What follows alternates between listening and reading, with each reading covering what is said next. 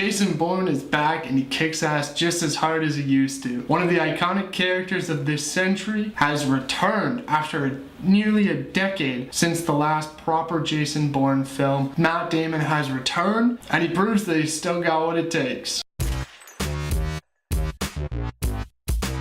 Welcome to Second Take. I'm your host Jay, and Jason Bourne returns in every sense of the word. Despite the franchise trying to go in a different direction with the Bourne movie with Jeremy Renner, Matt Damon has returned to the franchise to prove that he is the one and only Jason Bourne. The iconic and most dangerous former operative of the CIA is drawn out of hiding after some of his past is revealed and he finally starts to understand what really happened to him. It only took 5 movies. Well, 4. Alright, so in this film, Julia Stiles reprises her role as Nikki Parsons to help out Jason Bourne find out more about his past. And once he uncovers a little bit of the truth, he's all of a sudden again part of one of the biggest manhunts on the planet as the CIA tries to track him down using a character named the Asset, who's essentially a Jason Bourne-esque rival. Let's call him that. He's got the same skills, the same speed, the same agility, everything, except he's a bad guy, and to be frank, he's pretty damn good at it. Vincent Cassel plays this character, and I honestly really liked him. He fit really well in as a Jason Bourne villain, if that makes any sense. He just had the right motivation, the right face, the right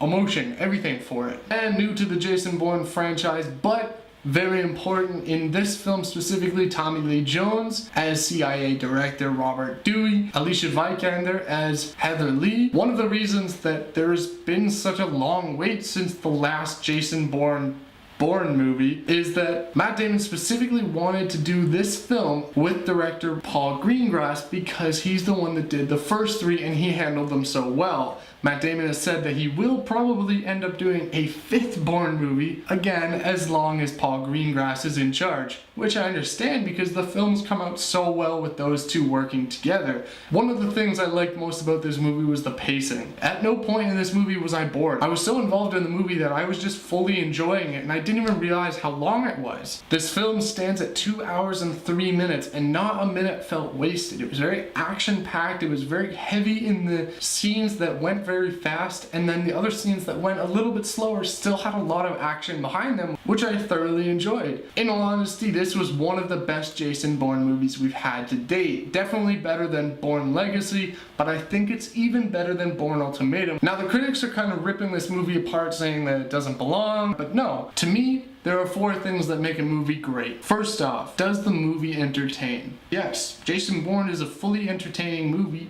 and I think that anybody who is interested in Matt Damon or Paul Greengrass himself or even the Jason Bourne franchise will thoroughly enjoy this because it is a nice sequel to the original trilogy. Secondly, is the movie coherent? Does it introduce and conclude plot points? Does it bring something up and then answer it later on in the movie? Yes, 100%. In fact, I would say this movie actually answers some questions I had about the original trilogy, which is perfect when you want to have a bit of conclusion to a story that's been going on for nearly 15 years. You want to know some of the secrets from the beginning. You want to know what's happening. As the story develops and more movies are made, you want to know information about what happened before the first movie, what actually made Jason Bourne who he is, and where did he come from, and who is David Webb? Does it make you think? Now this is a bit of an interesting one, but in my opinion, every movie should make you question something.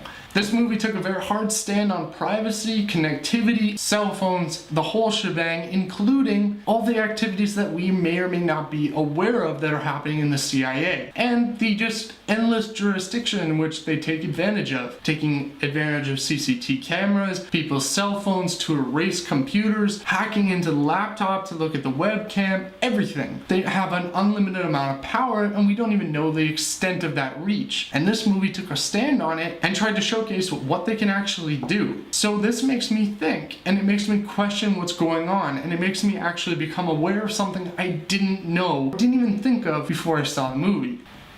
My 4th component is, does it make me feel the right way about the characters? Throughout the movie, your emotions about these characters kind of are set, but at the end, they're almost flipped a little bit with 1 or 2 of the characters. I won't tell you who, but I will tell you that you almost want that. You want to feel a certain way about a character up until the last point when you realize their true motivations for what they're actually doing. And that itself makes you appreciate the film and the way that it led you and then changed the direction it was going. And I think that itself is a very important component, and it needs to be developed because the movie doesn't just rely on action and explosions and fight scenes, it also relies on character development and character relations. And this movie had very good relations and very smart developments. Jason Bourne is a worthy entry into the Bourne franchise, and in my opinion, I hope that it's the start of a new trilogy. I know that Matt Damon would be interested in doing another one with Paul Greengrass, the director, but who knows what their schedules are like for the next couple of years. I mean, this movie alone took 9 years to make. Not necessarily that they were working on it for the last decade, but they were working on it on and off for the whole time, trying to make it happen. And once they got it, and they got a story that they actually wanted to make, they had to wait for both Matt Damon and Paul Greengrass's schedules to line up so that they could film at the same time. Think about how crazy the coordination for all that is, and who knows when we'll see another Jason Bourne movie, but I'm hoping that it's soon. What did you guys think of Jason Bourne? What did you think of the Jason Bourne franchise up until this point? Which is your favorite movie so far? Post a comment below and let me know. Don't tell me it's Bourne Legacy. I won't be happy with that. Anyways, guys, thank you for watching, and if you want to see more content like this, check out my channel. And if you want to buy any second take t-shirts or basically anything, you can buy a whack load of products on ZAZZLE. There is a link below. Sales from that help me make these videos, so any support is sincerely appreciated. Thank you guys for watching.